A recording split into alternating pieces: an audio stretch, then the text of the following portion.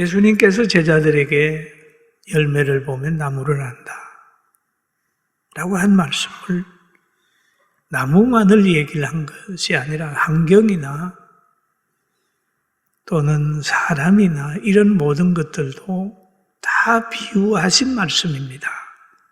종교도 그럴 수 있어요. 그런데 어떤 사람은 씨를 보면서 나무를 아는 사람이 있습니다. 굉장히 깊은 사람이겠죠.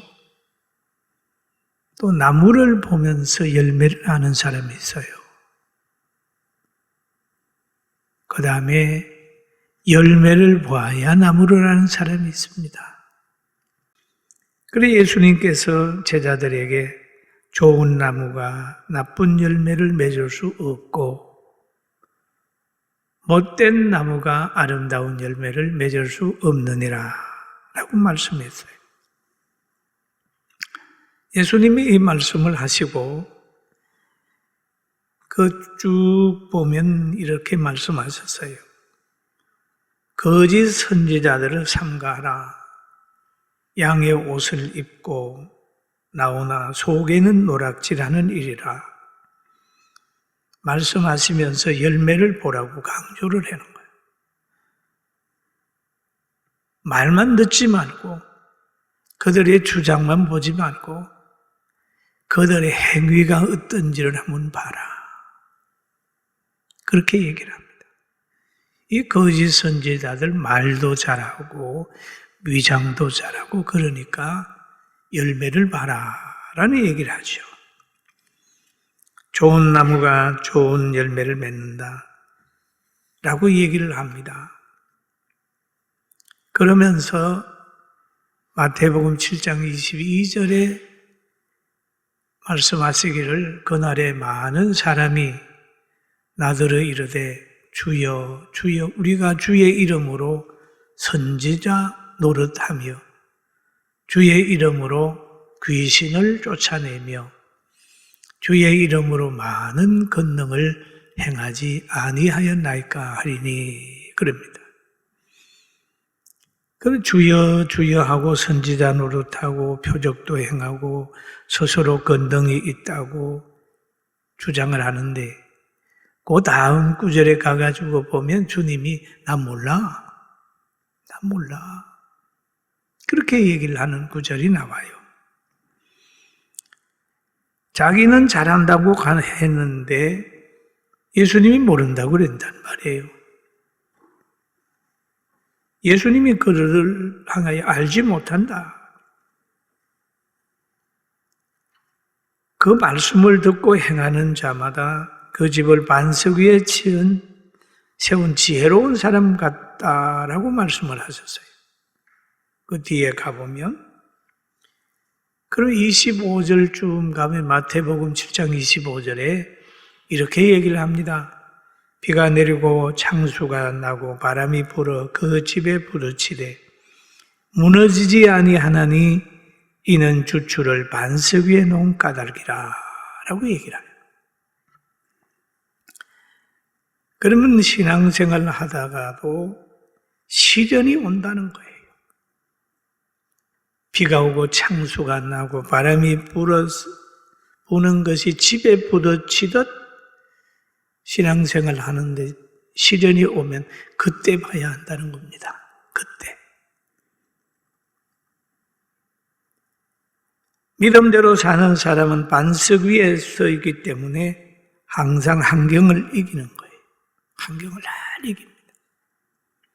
그런데 믿음이 좋은 것 같이 보여졌지만 어려운 환경이 오면 우르르 무너져 버리면 저 사람의 믿음은 반석 위의 믿음이 아니었구나 이렇게 보는 거죠. 그런데 오늘 예수님을 우리가 보게 되는 거잖아요. 보면 예수님이 얼마나 큰 시험을 당했나요? 30년 동안 가정의 생활하고 3년 동안 공생의 기간 동안에 생명의 말씀을 전함으로 인하여 시기하는 사람들로 인하여 많은 박해를 받고 결국 흉악한 형틀에 달려서 돌아가셨잖아요. 돌아가셨어요. 비가 오고 창수가 나고 바람이 불듯 그에게 엄청난 시련이 왔습니다. 그럼에도 예수님을 보세요. 무덤에까지 집어넣었는데 살아나왔다. 생명이라는 거예요. 누가 무덤을 열고 나왔습니까? 어느 종교의 지도자가 무덤을 열고 나왔습니까? 우리가 열매를 보면 이 이상의 어떤 생명을 가진 이거 있나요? 열매를 보면 예수님이 구주인 것이 보여집니다. 할렐루야. 얼마나 귀해요. 성리하신 예수님. 그 예수님이 부활하신 다음에 제자들에게 찾아왔어요. 예수님 십자가 진 후에 제자들이 뭐 할 게 없잖아요. 그러니까 우리 고기 잡으러 간다 하고 가가지고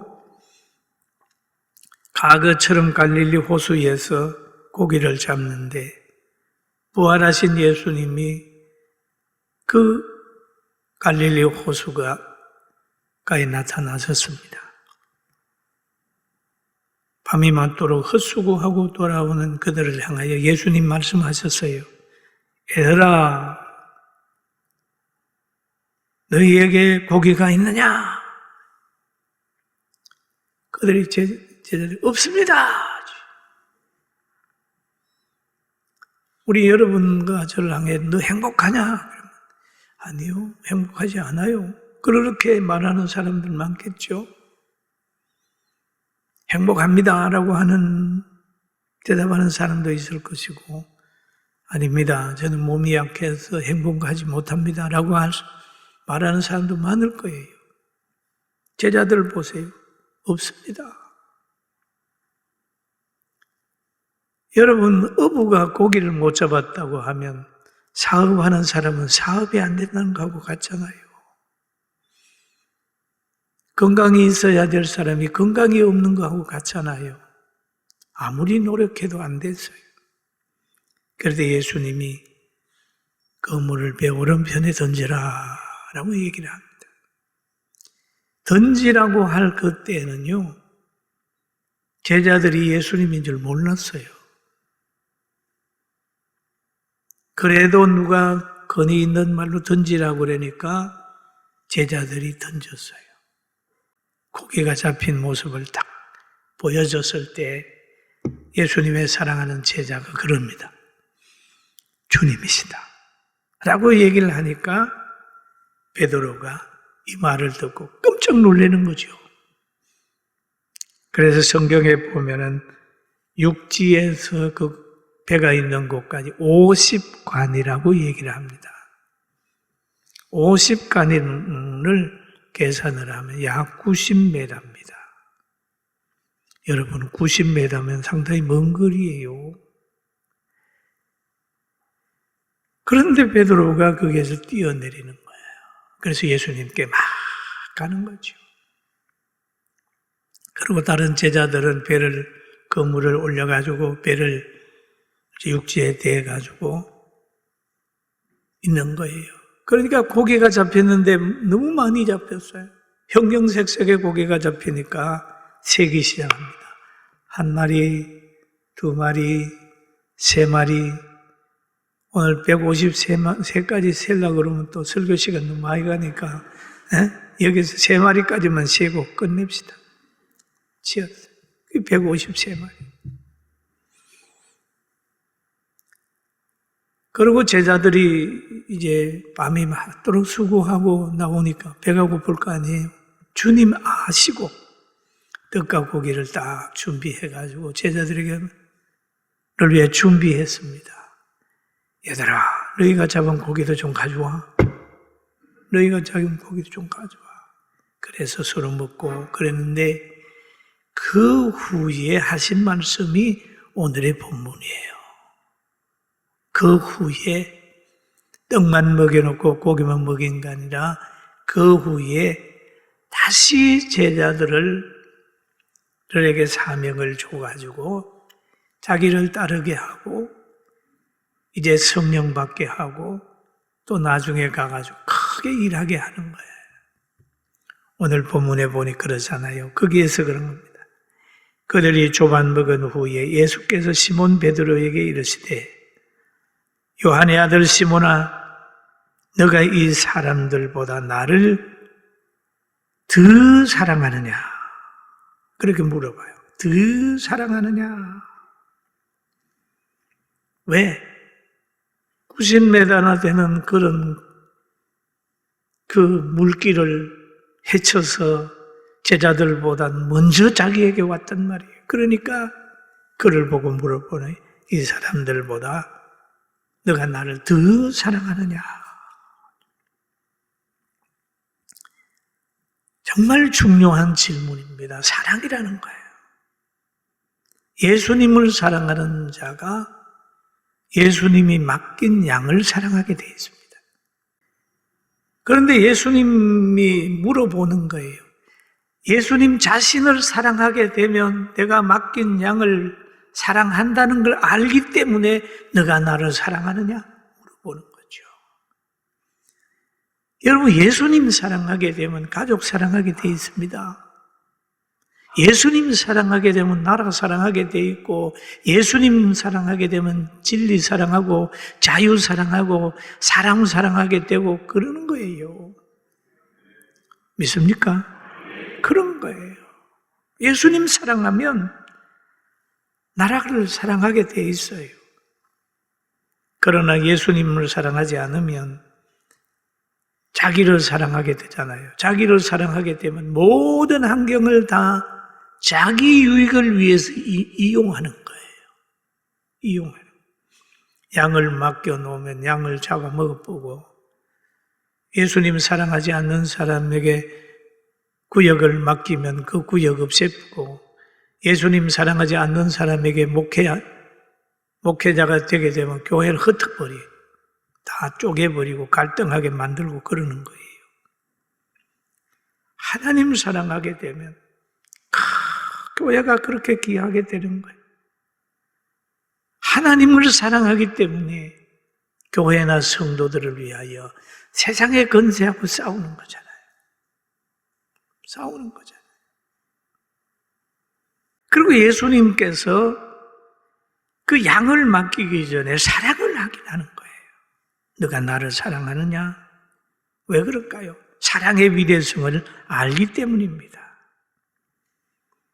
제일 먼저 부탁한 것을 양을 사랑하느냐? 라고 말하는 것보다는 나를 사랑하느냐? 그 말이죠. 여러분, 예수님 사랑하게 되면 쫙 사랑의 입구예요, 그게. 여기 본문에도 그러잖아요.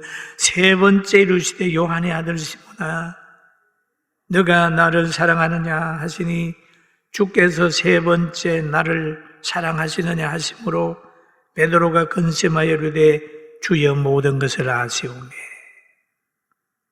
주여 모든 것을 아시오매. 모든 것을 아시오매. 내가 주를 사랑하는 줄을 주께서 아시나이다. 예수께서 이르시되 내 양을 먹이라 라는 말씀을. 사명 감당에는 제일 먼저 기본되는 예수님의 사랑입니다. 예수님을 사랑하는 거예요. 요한의 아들 시몬아 너가 나를 사랑하느냐? 양을 사랑하느냐? 양 사랑할 실력이, 키울 실력이 있느냐? 양의 체질을 아느냐? 양의 성질을 아느냐? 물어보지 않고 나를 사랑하느냐? 물어봤습니다. 여러분, 이 사랑의 위대성을 깨닫게 되기를 주의 이름으로 축원합니다. 우리가 교회의 목사가 되고 직분자가 되면 제일 중요한 건 하나님의 사랑입니다. 하나님의 사랑. 하나님을 사랑하게 되면 애국자가 되는 거예요. 그리고 하나님을 사랑하게 되면요, 온 가족을 사랑할 수 있어요. 왜? 자녀는 하나님이 주신 선물이기 때문에 함부로 대하지 않아요. 하나님을 사랑하게 되게 되면 하나님이 나에게 아내를 줬기 때문에 뼈 중에 뼈요 살 중에 살이라고 하는 그런 가치관이 생기는 거예요. 그게 하나님을 사랑하는 거. 이 사랑 가지고 행복하기를 주의 이름으로 축원합니다. 여러분, 양을 먹이고 치는 것은 그렇게 쉬운 일이 아닙니다. 쉬운 일이 아닙니다. 다윗이 목독을 경험한 후에 시를 한 편 썼는데 그 시 내용을 보면은 그래요. 여호와는 나의 목자시니 내가 부족함이 없으리로다. 그가 나를 푸른 초장에 푸른 풀밭에 누이시며 쉴만한 물가로 인도하시는도다. 내 영혼을 소생시키고 자기 이름을 위하여 의의 길로 인도하시는도다. 내가 사망의 음침한 골짜기로 다닐지라도 해를 두려워하지 않을 것은 주께서 나와 함께 하심이라. 주의 지팡이와 막대기가 나를 안위하시나이다.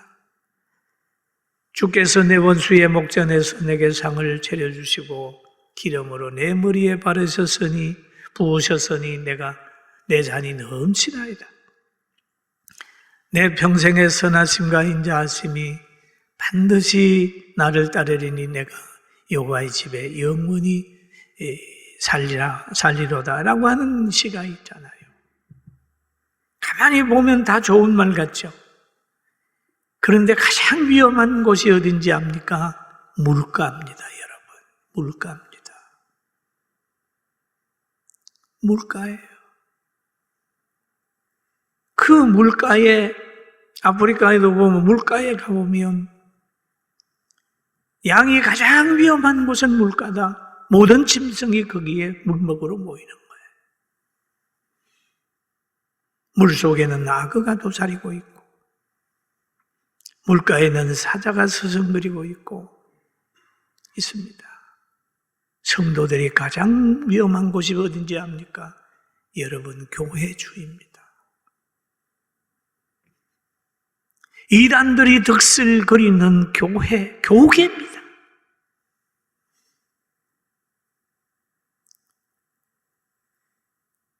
다 순수해서 다 목자인 줄 알고 그렇게 했는데 양의 옷을 입는 이리가 양인 줄 알고 접근하는 그 이리의 성품으로 물어버려요. 교회가 분쟁을 하고 교회 나와서 양인 척하고 있다가 옆 사람 보고 신앙생활 못하도록 원망하고 불평하고 예수님을 사랑하는 게 아니라 교회를 사랑하는 게 아니라 진리를 따르는 것이 아니라 자기 세계를 만들어가는 사람들이 교회 안에도 많이 들어와 있다는 겁니다. 성도들은 그래요. 목사님들이 왜 그래요? 교회가 왜 그래요? 여러분, 물가니까요.